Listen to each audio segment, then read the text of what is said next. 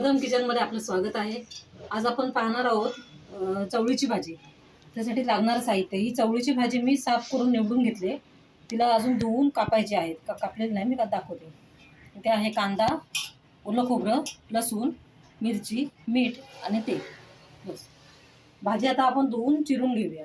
आपण ही धुवून चिरून घेतले, मी कढई तापत ठेवलेली आणि तेलही टाकून घेतले थोडंसं।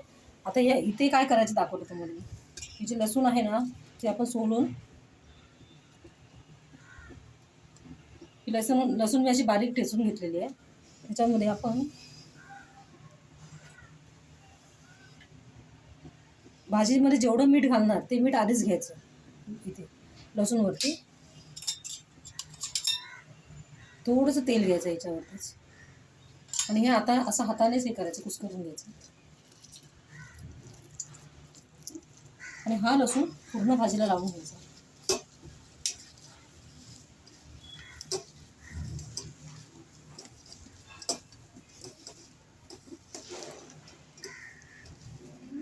भाजीला लसूण आणि मीठ लावून झाले।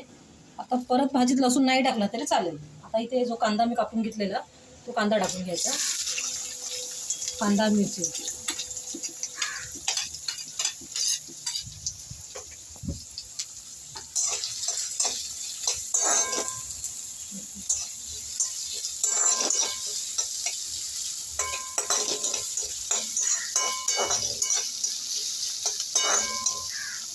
आता इथे कांदा लालसर झालेला आहे। आता ही भाजी जी होती ती टाकून घेऊया आपण।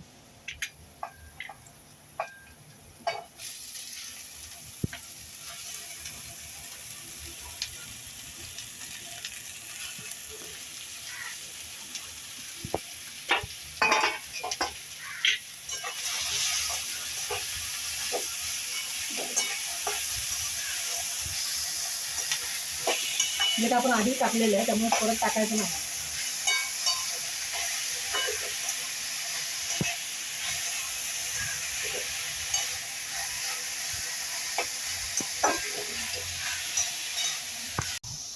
आता आपण गॅस बारीक करायचा आणि 2 मिनिटासाठी फक्त हे झाकण मारायचं, फक्त 2 सेकंडसाठी, जास्त वेळ नाही।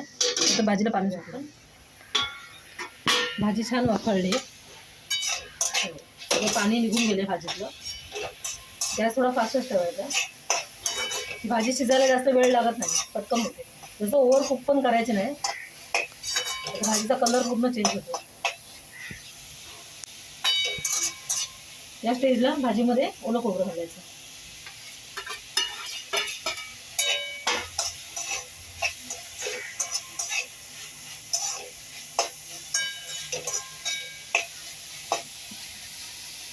भाजी खाण्यासाठी रेडी आहे। पालेभाजी तयार आहे। चवळीची पालेभाजी कशी झाली आहे, तुम्हाला आवडली तर नक्की चॅनलला सबस्क्राईब करा, लाईक करा, शेअर करा आणि बेल आयकॉन क्लिक करा।